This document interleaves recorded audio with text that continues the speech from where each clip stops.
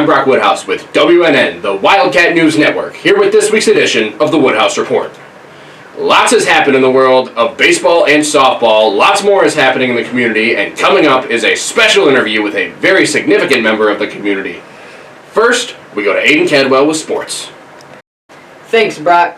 Last week was exciting for the Cats. Both your Wildcat baseball and softball team had a conference matchup against the Bangor Vikings this past Thursday, April 30th. Your boys baseball team swept the Vikings 10-0 the first game with Seth Barrera pitching, marking his third win on the mound for the Cats. This game he allowed 3 hits over 0 runs with 5 innings, striking out 7 and walking 2. Senior Eli Torres had confidence with the bat, bringing in 4 runs on 2 hits, doubling in the third, scoring 3 runs on a single in the second, bringing in 1.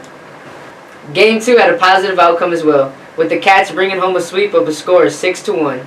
Pitcher Eli Torres got his first win of the season against the Vikings, allowing 3 hits and 1 run over 3 innings, striking out 6 and walking 8. Seth Barrera then relieved him, allowing 1 hit, striking out 3 and walking 1. Your Cats also had a good game at the plate, with Cale Hackenberg, Dallas Stainbrook, and Roy Rogers each adding in 2 hits. Game 1 of your Wildcat softball against the Vikings was a nail-biter, with the Cats staying strong, pulling away 4-3. The Vikings led the Cats 3-1 all the way to the bottom of the 7th inning until the Cats put on an awesome show, scoring 3 runs. Elin Essex, Araya Evans, and Hannah Sharp all hit singles in the bottom of the 7th inning with 2 outs to put your Cats ahead 4-3 for the win. Elin Essex won the game for the Cats, allowing 5 hits and 2 runs, striking out 7 and walking 3.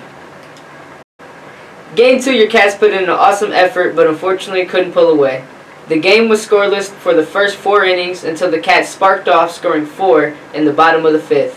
The Vikings then answered in the top of the 6th, adding on 4, and then scoring another 3 in the 7th. Elin Essex took the loss for the Cats, leading the game going all 7 innings, leaving the record 6-5. This week, both teams host Cassopolis on Monday, May 4th, and May 7th we host Hartford. Start time 4:30 both fields. I'm sports reporter Aiden Cadwell. See you later, Cats. Thank you.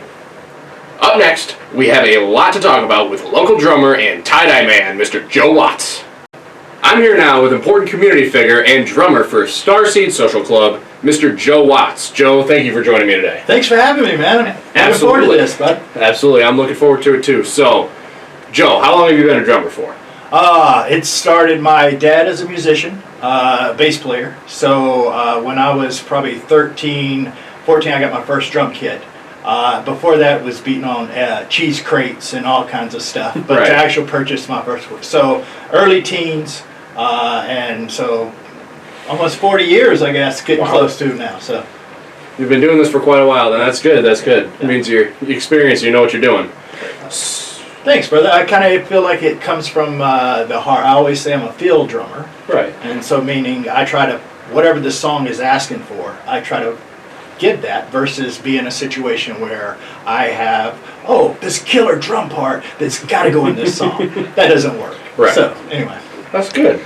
So your band, Starseed Social Club, we've talked about you guys on the show a little bit before. Can you tell us a little tell us a little more about who you guys are? So thanks for giving us a little free promo earlier too. We appreciate that. A late thank you, but thanks. It's a trio made up of Elena on keyboards and vocals, Jen on bass, rhythm guitar and vocals also, myself on drums. And it is original music. We kind of say it is folk, jazz fusion. Wow. And so that's kind of where it's got a story to it. It's got feel good to where you can kind of move to the music. So we originated here in Marcellus. Okay. None of us are from here. Really? Yes, but we are currently here now. Right. We met through Open Jam that I host at Patch and Remington on Monday nights at 7 p.m. And that has allowed me to meet some very talented people. And this came about by the idea of Jen and Elena approaching me about wanting to do some of their original music, and they would love to have me as their drummer. Right. So that's kind of how this all evolved. We kind of started practicing a little bit, and it kind of gelled. We ended up doing the recording in Kalamazoo at Sanctuary Studios. So if you need any work or anything, we strongly recommend them.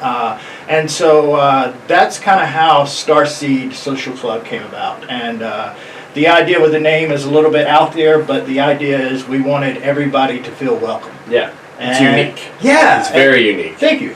And so that's kind of, I guess, a summary of the roots of how Starseed came about. Right. And I've heard some of you guys' stuff before too. We were just listening to it before you came in here, and it's unique. Not much like it. Thanks. So you're also in another band called Whispering Pines. What is the style of that one compared to Starseed Social Club? Okay, so the Whispering Pines is more of a cover band. Okay. Versus original band. And so that will, when you're seeing Whispering Pines, you're pretty much going to see pretty much covers. Okay. I might throw out a couple of my originals in there that I've kind of gotten to where the band would play them. Right. But it's really more of what you would see, where you would recognize the songs. And that also came about also through Open Jam, where I've met pretty much all these people and have been able to put projects together. Wow. And the idea behind that was we were doing a few more gigs around town where we needed the songs to be recognizable for what they were hired for. And so that allows that avenue to be fulfilled. Gotcha. So sometimes Whispering Pines has horns playing with it. Sometimes it's just an evolving unit. It's anywhere from 4 to 6 people. Right. And so it just, that's the two differences between Starseed Social Club and the Whispering Pines would be cover band, kind of cover music. Gotcha. So Starseed is the one that we've been focused on for a while, and you guys recently had a launch party for your first album, Good Grief, which I actually have a copy of right here. So thank you for this, by the way. I appreciate it a lot. So how excited were you to get this first piece out there? This is one of those things that, as a musician, you got to think about this, okay? In a trio, you're managing a couple people, right? Relationship-wise, because that's what it is. Right. With 5 people, it's larger. So sometimes in this process, when you get in this, you get to a point where you get close, and then something happens where the finished product doesn't get finalized. And so to see something through, and again, I can state while we were in the studio, there was about what we think was COVID from a couple of the members. Oh, wow. To where they couldn't even kind of come. So it was a 2-week window where we couldn't really do any work because we didn't want to contaminate the studios. They didn't want to be around me because we just didn't know. So it was like we told our producer, engineer what was going on. And so it was like a whole pattern. And then Art Attack, which we're going to talk about in a few minutes, was coming up, which is when we were going to do the album release. And that was April 25th, and it was like, okay, we're getting the deadline, plus we got to send this off to be production and have it finalized and then shipped back to us. And so this was one of those things, to say this lightly would be an understatement. What I'm going to say on this is I am humbled and honored to be a part of this project. Absolutely. I feel like where I'm at in my life, and how this has all come about. The album's name is Good Grief, and so I think this is one of those perspectives now where I can really soak all this in and really appreciate this, because it has been a lot of work from my bandmates, Elena and Jen, and I am humbled and honored to be a part of this project with them. Absolutely, and it's great. We're like, Thanks. Everybody around here is absolutely proud of you guys. Like, this is a great thing that you guys are doing. Thanks, brother. So, with it being so important and so good, do you guys have plans for another project in the future, or nothing yet? It's funny. Our keyboardist, vocalist Elena, immediately after this was kind of finalized and we were hearing the final tracks and everything, she kind of said, I already have plans for the next album. And so I think that's the part where when you challenge yourselves in anything, right? Whatever you're doing in life, when you challenge yourself, when you get around the right people, you find inspiration. Right. And then that's like pouring, just just ride out, right? And so I think that's the part where you go, oh man, this is, I guess the easy way is natural. You know what I mean? So I have endless possibilities of what could come from this. You know what I mean? And where it's going to. We have Bob, who plays in the Whispering Pines with us. He's an incredible guitarist in town. And I say he's a hidden gem that's in town that we've discovered. And so just an incredible player. And so he sometimes will be with us as we're performing at Star Seat Social Club, so we can have a 4-piece versus a 3-piece. Right. And so that just there is a different element where you might catch us as a trio. You might catch it. So that's a little evolvement that's happening right there that's not on this album necessarily, but that could be already in the works right now because we have a lot of material. Still, we just picked 8 songs to throw on here. Right. But there was 20 some odd songs we were choosing from. Oh, wow. And so the material is around. And then there's also the part of us all kind of getting together and exploring writing together. Yeah. You know, and the avenue as a band versus as individuals bringing stuff together. Absolutely. So it sounds like you guys had fun too while you're doing it. Absolutely, bro. I mean, it was incredible, brother. Yeah. So you guys recently played at Harbor County Art Attack, which is a large art festival in Berrien County. What was that like? That was incredible because it was the Lakeside Inn is the host of it, and it is a artist residency. One of our locals here, Sarah Ayers from Patch and Remington, she is kind of the coordinator and facilitator of a lot of stuff across the globe, kind of in general, and so she just more of her magic. We were fortunate to be asked if we would like to bring our album release party there. We played from 5 to 7 p.m. The actual event went from 1 to 7 p.m. There was an incredibly large talent of artists, all kind of artists. I thought one neat aspect of Art Attack was a couple people that came to see us, as they were going around to buy stuff that people made. They said a couple people told them that it's not really for sale. So as they were doing their demonstration of what they had for their art, to them it wasn't for sale really. Wow. It was the process of creating, because we have an idea where we all want to create something where we can make money from it and make a living and also feel validated that someone purchased something you've created. Right? That's wow. So it's humbling in the sense that to get to associate with musicians, but also all kind of artists of different walks. And to see them just thriving in an incredible place like Lakeside Inn and what they do there. We played there in October as Star Seed, one of our first gigs, and they asked us to come back.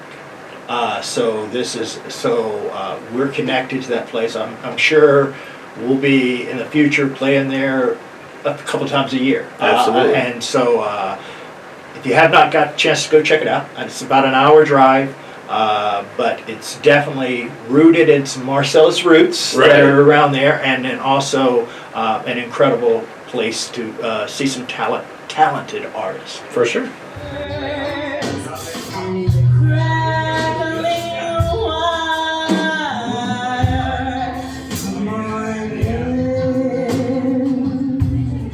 Come unto me, my bedroom door is a portal for you. Come in my mouth, swim through my lungs. This river runs current, warm of blood to free me. Mother Ganga, free me. Please free. So, moving away from more of the band stuff, you have also partnered with some students here at Marcellus, more specifically the senior class, on the Ray Gilstrom Park renovation project. What's your part been in that? Basically, I have just been a adult that the kids could talk to about this project, and I would try to hear what their idea was and to help see that through. And if that meant some hands-on, I was going to get my hands dirty or whatever I need to do, I'll do. But if that needed me to do stuff through the village, of being a trustee, I would take care and see that through. And so this has been very inspiring. We talked about inspiration and stuff, and so to go out there and to see it, the avenue of how it was approached and the energy of it has been really, I wish it was further along. Right. For the seniors, so you can really see what your efforts are, but it's in the process of being done. We've had some stuff that should have been done, and it's going to be done now. The concrete slab, which is where Kat would love to do a mural. It's going to do a mural. Yes, actually. we're going to talk about that in just a second. That's perfect. It was cracked really bad, and so I thought it could be patched, but it turns out we just needed a new slab. Right. And so that has been approved. So Tyler Carnes Concrete is taking care of that. Perfect. So that will be done in the next couple weeks. He has already informed us of what the seal needs to be after the mural is done, because we don't want to seal before. Right. So we'll have the concrete laid, and then we'll let it cure for a minute, and then we'll be able to go in and do it. The paint for this mural has been donated by Adams Hardware in Lawton. Oh, perfect. We have already, Erica and myself have already gone and met Tim there. Thank you very much, Tim. We appreciate you and everybody there at Adams Hardware. But we have already received the paint.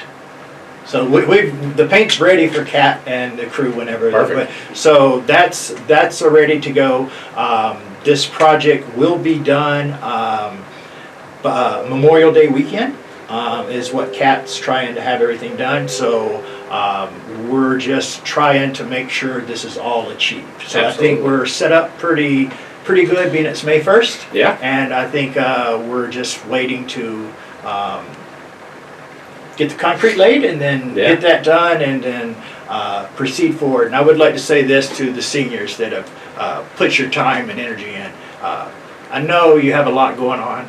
I know it's not easy to volunteer, but doing that, I promise you, we saw what you were doing. We thank you for what you did. We also, at least when I say we, I think as a community, we also know you're going to do amazing things in this world. And because of how you dedicated yourself to something that's not about you. Because the reality of this playground, you were never going to play on it. You might have taken your siblings, your cousins, but you were never going to play on it. So to do something that you were not going to benefit from, that's the ultimate idea of volunteering. So thank you very much for that. Yeah. And just doing that whole project, it's going to be great because it's for the good of the community. Like you were said, something that you're not going to enjoy, that's absolutely awesome. So thank you for being a part of that, from us, from the seniors, from everybody. Like, thank you, man. No, I'm honored to. Everybody. Thank you, Rob. We all appreciate it a lot. So, lastly, your wife Erica has an art exhibit on display at Passion Remington. Can you tell us more about that too? Yes, technically, I think this will air on Monday. So technically, we're doing this right now, tonight. Right. May 1st is technically the art opening at Passion Remington. It's called Home. And it will be on display for the months to come. And get down and check it out. Passion Remington, 115 East Main Street. Absolutely. Thursday through Saturday is their hours, and it is 8 a.m. to 6 p.m. And so you can get by there and check that out. And also at Passion Remington, just to throw a little quick plug, our CDs are available there also. Yes. $15 if you'd like to grab one. Perfect. There. Tony will hook you up there. Yeah. Thank you, T-Bone. If you're down at Passion Remington to check out Home, absolutely talk to Tony and pick up a copy of Good Grief.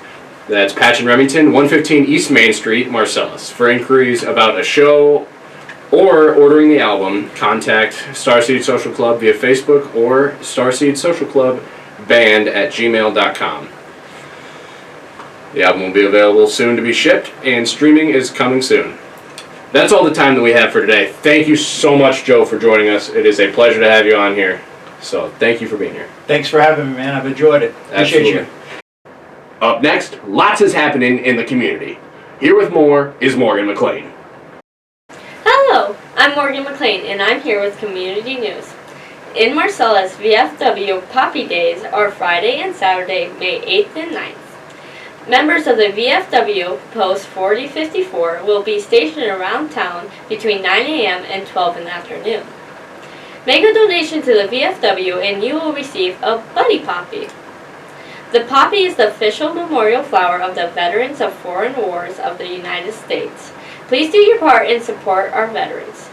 The VFW is also inviting all members and the public to help decorate Bly Cemetery.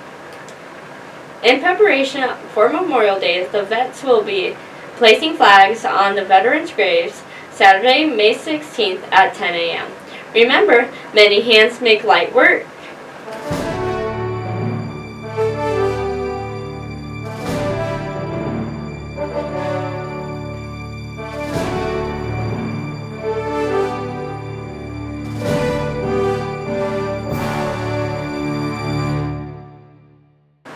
Tea and more tea is the order of the day Saturday, May 9th. The United Methodist Church is hosting a women's tea luncheon Saturday, May 9th at 11 a.m. And on the east side of the main street, Marcellus Township Wood Memorial Library is hosting a Jane Austen tea party from 10 a.m. to 2 p.m. Don your fanciest dress, make a teacup bookmark, sample teas and tasty desserts while enjoying a screening on Becoming Jane. And for kids of all ages, Cass District Library's main branch, 319 N62, is inviting you and your caregivers to a special Mother's Day tea Saturday, May 9th at 11 a.m. Apotheca Teas of Niles is providing a sampling of delicious teas. The event is free, but the library asks you to register by calling 269-749-1384. And finally, the Marcellus FFA invites you to its annual banquet on Thursday, May 28th at 5:30 p.m. in the high school library. Come to see how the Marcellus FFA has made an impact this year and also see the newly elected officers of 2026 to 2027. During the banquet, there will be a silent auction where attendees can bid on items. So if you want to take part in the auction, please bring cash or check in order to bid. Thank you. Thank you. This Sunday, May 10th, is Mother's Day. WNN would like to give a special thank you to all of the mothers out there. Thank you for doing what you do best, and have a happy Mother's Day. Also, WNN would like to give a special birthday shout out to Sarah Essex.